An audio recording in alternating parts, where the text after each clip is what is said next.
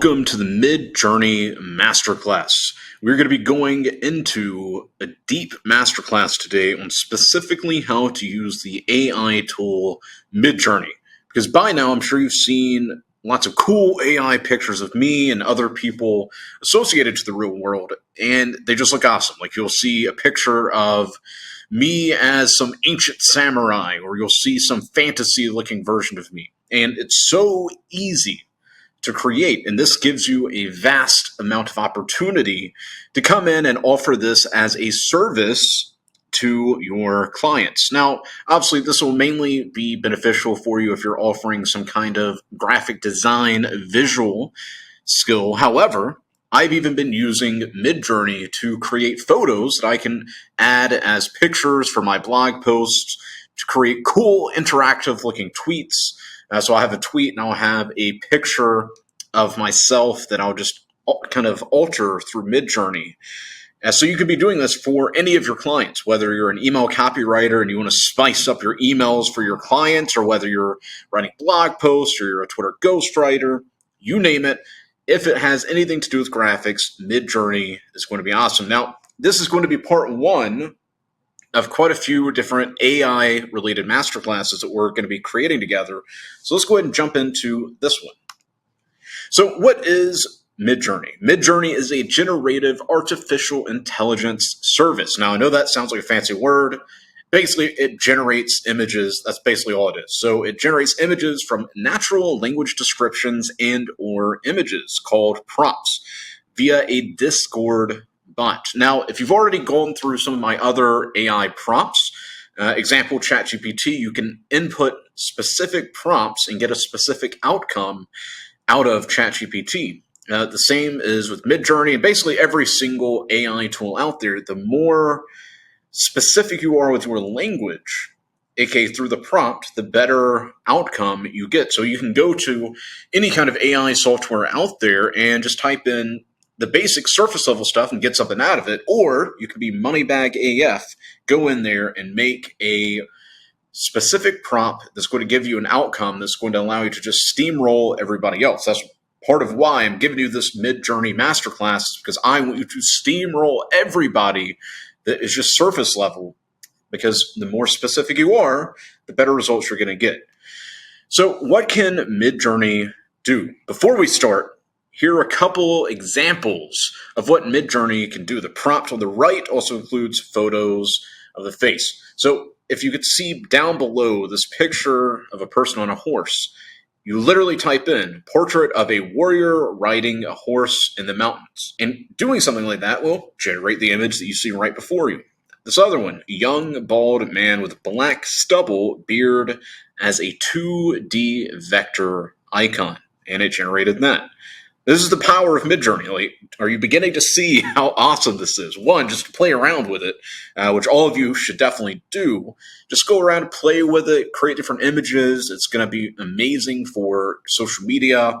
And like I said, providing extra value to your clients. I've already started offering these types of things to clients for no extra charge. It's just a way to provide a little bit extra value to them. So I'll just put together some AI images of them.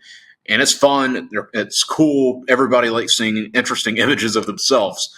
So yeah, this is essentially what Midjourney is. Now, how do you set up Midjourney? Well, it's not hard, but there is a step-by-step process that you will be following, and it's very simple, aka I'm going to be showing you step-by-step what to do, because Moneyback always delivers. So 1 is you need to log into Discord. 2, subscribe to Midjourney. 3, join the Discord server. And then 4, and that's when you get to actually start enjoying it, aka you start creating. So log into Discord. Midjourney is run via a Discord bot, so in order to use it, you must log into your Discord account. If you don't already have an account, it's free to sign up. So don't worry about, I have to pay. No. It's free to set up the Discord account, so it's free. You got to log into that. Next, you need to subscribe to Midjourney. So access to Midjourney requires a subscription. Go to midjourney.com/account and sign in with your Discord account, then select your desired plan and activate it. Now, I will start by saying this. it is 100% worth it to play around. So I do recommend going for the basic plan. But if you don't really see any uses for this for your business now, and $8 is a lot of money to you at this current state, don't worry about it. Don't even worry about subscribing to Midjourney, especially if you're not going to actually use it. However, if you do see a way that you can bring this into your business, then obviously the $8 basic plan is 100% worth it, because you're going to be able to come in and see if this is even going to be something that you could use for your business and aka make your clients happier. So don't sit here and feel like you have to go through it or anything like that. But once again, it is definitely a good value add for your clients. Now, the next step is join the Discord server. So to join the Midjourney Discord server, you either go to discord.gg/Midjourney, or you click the plus icon, then enter the URL into the join a server box. So very simple, just do that and you'll be good. Next, start creating. You can interact with the Midjourney bot in 3 places: channels in the Discord server, Discord messages with the Midjourney bot, and then obviously number 3 is in a third-party Discord server where the bot has been invited. So it's a little bit different probably than what you're used to, but it's a very straightforward process to start creating. And I'm telling you, if this is something you're going to be using, you are going to have so much fun creating all these different cool images of yourself, obviously, so you can show off to your friends and your parents, etc. But specifically for clients, it's going to be a lot of fun because you can come in and offer this extra value. Because as of right now, this AI type of stuff is still very, very new. Like whenever I start posting some of the videos and AI images of myself on social media, people are like, "Oh my God, Dylan, what is this? How can I do it? How can I do it?" So you have the beginner's advantage of people still don't really know what this is. So as always, I like to give you the quantum cutting edge technology, aka you're going to be going through and applying this, and you're going to blow people's mind. So let's talk about fast versus relaxed.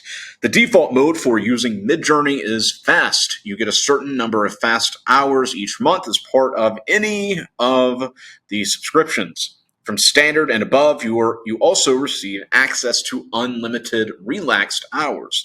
These jobs run slower, but are totally unlimited. So while it does take longer, and I'm sure you're familiar with this if you play video games, like there are certain things, like if you pay to play, obviously you have you can get access to things faster. You can build your city faster. Like I used to play, what was it called? League of Legends, or it was something on my phone. I can't even remember, but I would pay a little bit extra so my city would start getting built faster. Versus if you do the slower mode, so the relaxed mode, it's totally unlimited, but it takes a little bit longer. So every job you run uses up your hours. So every single time you do anything like create an image, etc., it uses up your hours. So once you run out of your allocated hours for the month, you can purchase more on a per hour basis. So that's something to keep in mind. Don't just sit around, like if you're using this for your business, don't sit around just creating, trying to do leverage the fast feature, because what's going to happen is you're going to end up having to do the things that for your business that are going to take longer, or you'll have to pay for extra hours. So just keep this in mind. And as I teach you in every aspect of your life, you need to be intentional. So don't just play around with this if you're going to be using it for your business. Use it intentionally. So the /imagine command is the bread and butter of Midjourney. Once you start typing it, you'll be given a prompt box where you can enter any prompts you'd like. You can provide images by pasting the URL to the image. Must end in the file extension EG or .png. So that's a textual description and additional parameters in that order. So as you can see, I put an example for you just so you can read over that. Feel free to pause this or come back and go through it so you can just follow this step by step. Next, let's go into some text prompts, because like we were talking about at the beginning of this masterclass, the prompts are where the magic is. The better your prompts, the better your experience. Better your experience, the better results you're going to get out of AI. And this is even outside of Midjourney. Literally any AI, the better your prompt, the better result you're going to get. So the primary use of Midjourney is taking a text prompt and producing an image based on the text. To get the best result, provide as much detail as you can. Any details you leave out will be up to Midjourney to decide, meaning you need to provide as many details as you can. So if you don't, it's just going to give you some random image. Like if I just typed in guy with beard on horse in mountains, it would give me a cool image, but it'd be a very basic thing versus if I gave every single detail. So let me give you some examples. The subject: person, animal, character, location, object, etc. Medium. So is this a photo? Is it a painting, an illustration, a sculpture, a doodle, a tapestry? What is it? So this is going to change what the image looks like. Next, we need to talk about the environment: indoor, outdoor, on the moon, in Narnia, underwater, whatever it is. You need to tell them what the environment's going to be. And then lighting: soft, ambient, overcast, neon, studio lights, color, vibrant, muted, bright, all the focus on exactly what you want the image to look like. And I'm telling you, it is going to blow your mind. Now, let's continue though. This even translates into the mood. What do you want the mood to be? Or the composition? Is it going to be a portrait, a headshot, a close-up, bird's eye view? What is it going to be? So make sure to take advantage of this and be as specific and detail-oriented as you can.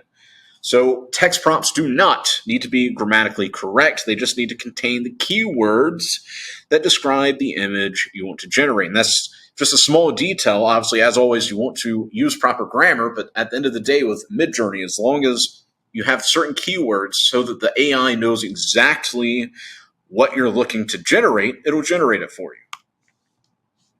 So here's some examples of text prompts and the images that it creates. So a portrait of a young, strong man, digital art illustration in a modern city on a bright, sunny day. Look what it literally created. A bright, sunny day in the city, modern city that is. It's an illustration, and it's got the dude in it. Next, a landscape oil painting of a cottage next to a small river on a cloudy day. If I ever saw a cottage next to a small river on a cloudy day, it would look like that. And that's all because that is what I typed in to the prompt. Text prompts. Let's talk about style. Because Midjourney has been trained using millions of real images by different artists and sources, you can state a particular artist or style you'd like your image to use. You can do this by including the phrase "in the style of X" in your prompt. So obviously the X, you're going to replace that with whatever the style is. But you really need to understand, this is why AI is going to transform, and it is transforming the entire world. It is leveraging millions and millions of actual images. And AI gets better and better and better based off the more people that use it. So you're literally tapping into a power source that no other generation has had access to, which means as a money bag freelancer, you are getting access to unlimited power, but with great power comes great responsibility. So you need to understand how to leverage these prompts and be very specific so you can steamroll everybody else outside of the campus. So here are some text prompts built around style. So a portrait of a young, bald man, black stubble, beard, in the style of Van Gogh. So this is literally what it looks like. It's in the style of Van Gogh, and it fits the exact prompt that we gave it. This next prompt: portrait of a young bald man, black stubble, beard, in the style of a vintage photograph. So obviously this image is my great-great-great-great-grandfather from the 1800s, obviously. That's what he would look like, the guy in the top right. I assume that is what my great-great-great-grandfather would have looked like. But on a serious note, this is in a vintage photograph style. So do you see how awesome it is based off the text prompts that you give it? And feel free to use these exact prompts, just change out the details. So you can use in the style of Van Gogh, in the style of vintage photograph, leverage this, but obviously you can change out some of the details so that you get the exact images that you're looking for. Now, let's talk about the text prompts era. Each era of history has a distinct style. Well, I guess you could say in our era, like as of the time I'm recording this, we don't really have much of a distinct style. It's just kind of. But back in the day, every era of history had a very distinct style. So whenever you're going into Midjourney, you can specify which era you'd like to use by providing the decade. Let me show you an example. So on this, portrait of a young bald man, black stubble, beard in 1970s. And yes, that is 1970S. So you need to make sure that's 1970s. Or you could be even more specific, like 1971, but I recommend you saying the 1970s. The next one is a portrait of a young bald man, black stubble beard in the 1800s. So you can be very specific and tell it the literal era. If there's like a style from history that you like the most, you can tell the AI the specific era that you want to create. So whether it's the 1800s, 1900s, doesn't matter. But what does matter is what are you wanting to generate. Now let's talk about emotion. Because this is another thing that you can specify that you want the image to look like. And based off the emotion you want it to look like, Midjourney is going to go out there and generate that exact emotion in the image. So, portrait of a young bald man, black stubble, beard, happy, aka that big smile on his face because he's sitting down and paying attention to the masterclass, and he's inside of the best and most profitable campus of the real world, aka the freelancing campus. That's why he's got that giant smile on his face. Versus portrait of a young bald man, black stubble, beard, angry. Look how angry that guy's face looks. Actually, the bottom left, for some reason, reminds me of Wolverine from X-Men. Might have to go watch that movie tonight, but reminds me of him. So do you see how you could tell it specifically what emotion you want it to look like? So make sure to specify that as well. And as you can see down below, you can feel free to use these prompts. You can be very specific and get an awesome, awesome outcome. Now, this is the part that I personally liked. Whenever I figured it out, it blew my mind. I was like, oh my God, this is so cool. And I messed around with it for like 2 or 3 hours. So you could also specify the overall color scheme of the image. So portrait of a young bald man, black stubble beard, acid green, and it creates that. Or you can give it that electric blue. I had to include that in this presentation because that was the one for me. I was like, oh my gosh, this is so cool. Can't wait to show the students. So yeah, you can tell it exactly what types of colors that you want, and feel free to use even things like ChatGPT to give you ideas for other colors. Because I never even knew that electric blue or acid green was a thing until I told ChatGPT, which obviously is a separate AI, and we'll talk about that in another masterclass. I was like, give me color. Like I literally told it, give me 50 different types of colors and shades, blah, blah, blah, blah, blah. And it generated that. That's how I found the electric blue. Next, let's talk about environment. You can specify specific environments. So with this, I told it to put the image in the mountains. And the next one, I told it to give me it in the rainforest. And look what the results were. One is obviously in the mountains. The other is obviously in the rainforest. It looks awesome. So think about this. Like, do you want it to be in an Asian rainforest? Do you want it to be in the mountains of India? Do you want it to be in the mountains of Eastern Europe? Do you want it to be in the city of London? So, like, literally just be very specific, as I keep saying, and I'm going to keep repeating myself. Tell it the environment that you want to create. Now, let's talk about clothing. This is where you can also get very intentional about it. What do you want the image to dress up like? Obviously, on the one on the left, I told it in a tuxedo. And then on the right, in case any of you want to go swimming and you want to go into the deepest parts of the ocean, which, by the way, fun fact, the ocean is still something that has yet to be fully discovered. Actually, most of the ocean has not been discovered. Just a fun fact. So if you want to ever go to the deepest parts of the ocean, not the deepest parts because we can't even go there, but if you want to go deep into the ocean, you got to put some scuba gear on, aka why this image is wearing scuba gear. So you can be specific and tell exactly what you want your person to wear. Next, let's talk about the framing. You can specify the camera angle you want. This is actually one that I like a lot. Because whenever I first started messing around with Midjourney, I would only get images like you can see on the left, basically. I would just get the same, almost, it wouldn't be as precise as that one, obviously, because that's a super close-up image. But I would just get the basic image just time and time again, and then I learned that you could actually include the framing that you want. So the image on the left, super close up, that's literally as close up as you can get. The one on the right, I said full length, aka why some of the one of the images you can see literally his entire body, the other almost the entire, and it just keeps getting better from there. So you can tell it the exact framing and camera angle that you're looking for. Now, let's talk about the multi-prompts. Separating descriptions by double colors will tell Midjourney to consider each description separately. Money, bag. So see how I put it there, money, bag. Each section can be given a weight to determine how strongly that section of the prompt will be considered by adding a number after the colons. The weights are normalized, so each weight is relative to the others. So just see how I put it there. There mustn't be any spaces between the text, the colons, and the weights.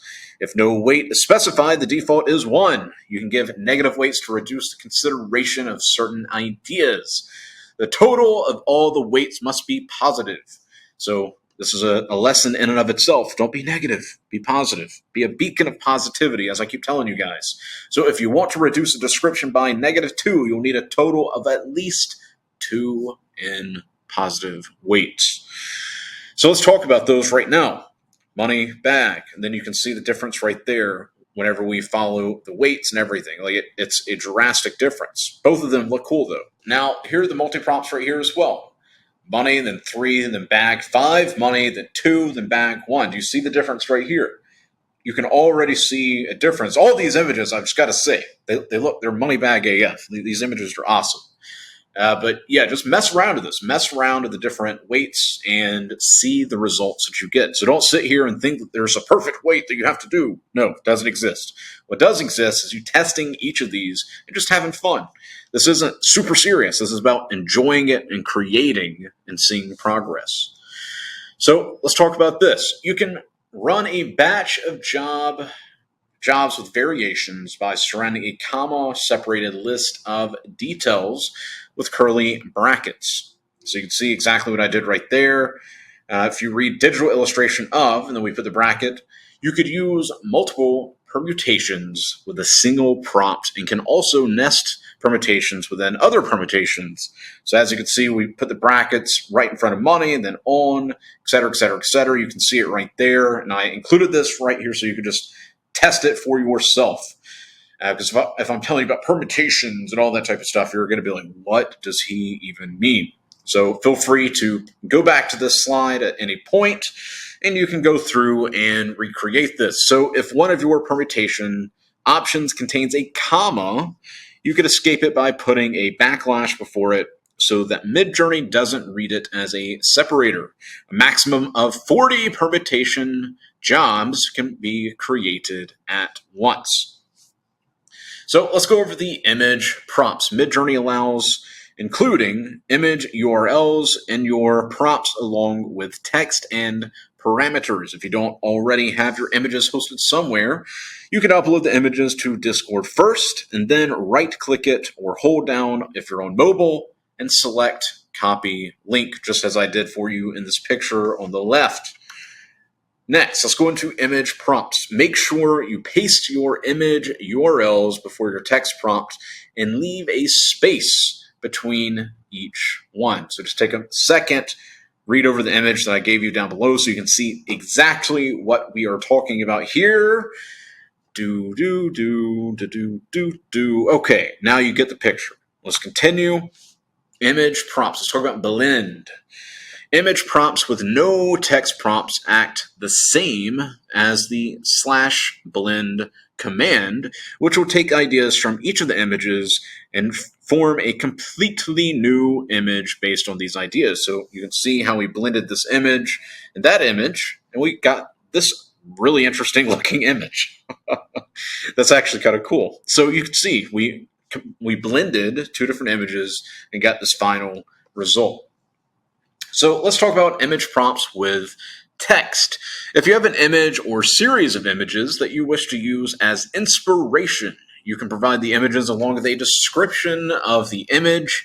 A common use case for this is making images of a particular person by maintaining the facial likeness whilst altering other details such as clothing, style, or poise.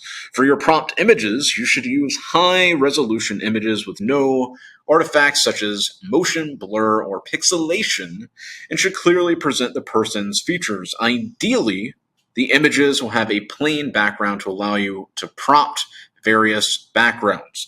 Bear in mind that using image prompts reduces the strength of your text prompts, so you might not be able to deviate too far from the images you provide while maintaining adequate likeness. Be prepared to rerun image and text prompts multiple times until you get some options with high likeness. So, human likeness, young bald man, dark aviator sunglasses, because obviously that's the standard, royal blue suit jacket, red button down shirt. Look at the image right there. That is awesome. So we took the image on the left and we added in the text prompt, and then boom, we got that right there. Human likeness. You can also use the blend method using your upscaled images and the original photos to try to improve the likeness. So we combined both of those and we recreated into that image. So let's talk about the Insight Face Swap Bot. Obviously, these images are 100% real. They're not AI generated. The one on the left is me. And one of my former incarnations, whenever I was an Asian man that was still white. One in the middle is me as like a mixture of like a European Viking Indian. And the one on the far right, aka the third, is me from a fantasy universe whenever I used to fight orcs and fight wizards and all that. I was just, just a warrior fighting to survive up in the cold mountains. If you are struggling to get a reliable high likeness image of a person using the image prompt methods, you could use a third-party bot that can replace the face of an image with your subject's face, aka creating these variant. I would actually say the one in the middle literally looks like me. Why? Because it is me. That literally is me in another alternate universe. But you can see how awesome this is. You can create these amazing images for yourself, just for your own ego or to show off to your family, show off to your friends, but also, as always, and this is the intention of everything I teach you, to make money from the clients you're working with, or maybe you close some clients, you create this type of stuff, maybe a comic book or something like that. I'm just throwing some ideas out there. But yeah, you can use this Insight Face Swap bot, and it's going to be able to create some really cool looking images for you. So now let's talk about creating a Discord server. To run Insight Swap Face, you need your own server. And here are the steps to go ahead and do that. It's very simple. Boom, boom, boom, boom. Obviously, if you have any other questions, you can reach out to me and the team in the chat. I'll talk about that later, but you know what I'm talking about. So if you have any questions about this, just let me know. And then from there, let's invite Insight. In order to access the Insight bot, it needs to be in your server. So open the invite link, select your server, click continue, click authorize. As you can see on the left, that's all you got to do. Very simple. Now we need to invite Midjourney. To speed up the process, you should also invite Midjourney to your server so that you can generate and face swap in the same channel. Click on the Midjourney bot on the Midjourney server. Click add to server. Repeat steps from invite Insight. As you can see on the left, boom, got it. Okay. So let's talk further about the Insight Face Swap bot. Once you've generated and upscaled an image you like, right-click or hold down if you're on mobile, select apps, in Swapper. You can also do 50 per day, so make them count. As always, be intentional. Don't be just messing around. Click, click, click, click, click. Don't do that. Don't be that guy. Be very intentional. You can only do the 50 of these per day, so make every single one count. Let's talk about parameters. Parameters are used to alter how Midjourney generates your images. The chart shows which parameters are available for each version. So you can take a look over there on the left. Cool, got it, okay. Now let's talk about the aspect ratio. this is obviously within the parameters. You can use the --AR parameter to change the aspect ratio of your generated images. The default 1:1 square, but other common ratios are 16:9 for widescreen, 3:4 for portrait. Each number must be whole, and version 4 is limited, so keep that in mind. Version 4 is limited to 1:2 and then 2:1 maximum ratio. So keep that in mind. Version 4 is limited, but you have more than enough to mess around with. So Moneybag --AR 3:4. You can see this right here. Moneybag --AR 16:9. It created that. You'd see the drastic difference in both of them. So keep this in mind whenever you're setting up the aspect ratio. Now let's talk about chaos. We all like chaos from time to time. The --C parameter accepts a value between 0 to 100 with a default of 0. Higher values cause greater variation and creativity between the generated images. So you can see using the chaos parameter --C, so that's how you use the chaos parameter 100, it created this for us. Now let's talk about the quality parameter. The --Q parameter determines how much time is spent generating the images, so a lower quality means fewer details will show, but you'll use less of your compute time. There are 3 options for quality, with 1 being default. And then obviously you have this 0.25, 0.5, and 1. Moneybag -Q, which once again is quality, 0.25, and the other is Q1. You can see the difference right here. Now, keep in mind, because I know your brain's probably like, oh my gosh, what does this mean? What are all these parameters? It's fine. And I've used this example many times. Whenever you first start riding a bike, you needed training wheels. The training wheels is this masterclass and all the other supporting resources I've created. But we're going to be taking the training wheels off, and I'm going to start pushing you on the bike. Maybe you're going to wipe out a few times, but you got back up. Before you knew it, you're riding that bike effortlessly. I know that happened to me. Whenever I first started riding the bike, I wiped out like 4 or 5 times, but eventually I got back up, I kept going, and before I knew it, I was doing tricks, I was doing mountain biking, and I was doing all that. And that is how everything that I will ever teach you is going to be. It's going to seem a little intimidating at first, but that's because it's brand new. So don't beat yourself up. Don't be, oh my God, I don't think this is for me. It is for you. That's why you're sitting here learning it. All you got to do is follow the steps that I lay out, and that's why I put together this masterclass so you can clearly see what you input. You can also clearly see the pictures, and I'm taking my time and I'm reading this out and typing it out. So whatever your learning style is, you are going to understand this and prosper. So let's continue. Let's talk about the seed parameter. A seed is a number that is used to create a field of visual noise, like TV static. Images are generated from this initial noise. If you don't specify a seed, a random one will be used, meaning each run will look different. However, you can provide a seed by using the --seed parameter to generate images that look very similar.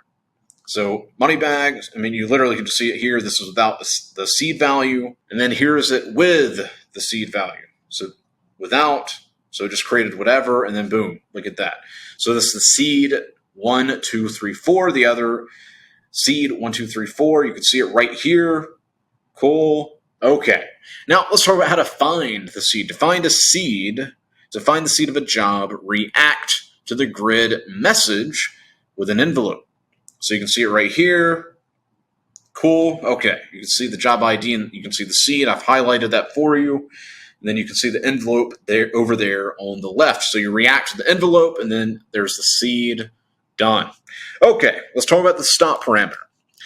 Passing a number between 10 to 100 with the --stop parameter will cause the generation process to stop at the percentage of completion. The earlier it stops, the less detailed and blurry the image is. So you can see over there on the left, stop at 10, the other stop at 40. Although it does kind of look cool, it's still blurry. Versus stop at 70, and then obviously the best would stop at 100. But once again, mess around with this. Try different things. Find what you actually want to create. And just keep messing around. Okay, let's talk about the stylize parameters.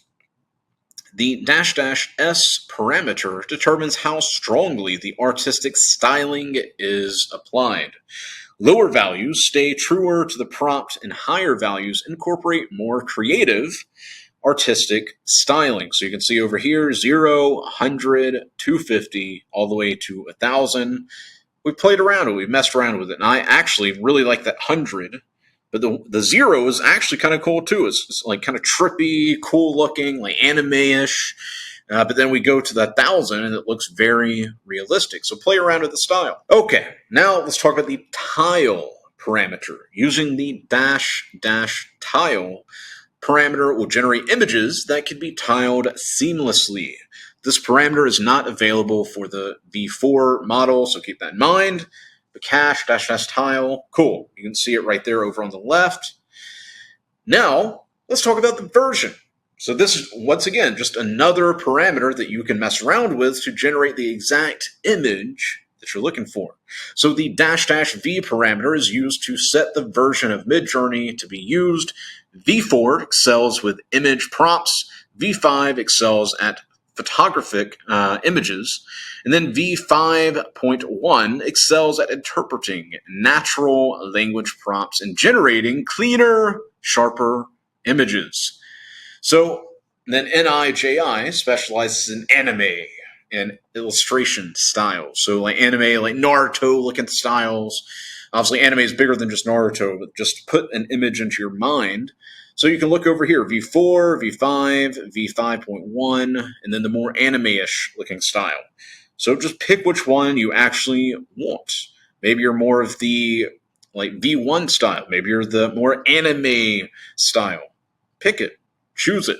Mess around with it. Okay, now let's talk about the no parameter. You can specify descriptions you want to reduce by providing dash dash no parameters. And that's no as in N-O. So not no as in K-N-O-W, no as in N-O. So over here on the left, city, street. But hey, there's cars. We don't want cars, so why don't we put city, street, dash dash no cars? Boom, all of a sudden the cars have vanished because you told it to vanish. Now let's talk about repeat parameters. So if you want to generate a number of grids, so images, using the exact same prompt, you can add the dash dash R parameter with a number between 2 to 40. The number that you can use depends on your subscription level. So remember, towards the beginning of this masterclass, there are different levels of subscription. So if you've got the basic, etc., it's going to be a little bit different, but it does depend on your subscription level and is only available to standard and above. It can only be used with fast GPU time, so also keep that in mind. Now, what if you want to redo? If you're not happy with the grid of images, which is going to happen, like I remember whenever I first found out about Midjourney, I would mess around with it, and I was never, ever happy with it. And this, once again, was before I had access to what the prompts were and understood the parameters and all that type of stuff. I just didn't really enjoy it. However, once I started figuring it out, I was like, oh, cool. I can just keep redoing until I find exactly what I want. So if you are not happy with the grid of images or just want to run the prompts again, you can click the redo button. So you can see it. I put the giant red arrow so you can see exactly how to redo. Just click that and you're good. Now let's talk about variations. If you like one of the images in the grid, but it isn't quite 100%, which is fine, it's completely okay, you can generate a new grid of images that have slight variations from the original by clicking the corresponding V button beneath the grid. It's that simple. Upscaling. If you're happy, so this is if you're happy with one or more of the results in the grid, you can click the corresponding U button beneath the grid. Now, what about the settings? You can access the settings by using the /settings command. It allows you to set defaults for certain parameters and enable/disable certain modes. So you can see right here the different settings and done. Okay, what about remix? If you enable remix mode, when you click the redo button, instead of just automatically starting a new job, using the same prompt, it will give you the option to edit your prompt beforehand. So you can see over on the left, you decided to click redo, And here's what it provides you with. So take a look at that. And then what about stealth? That's one of the settings.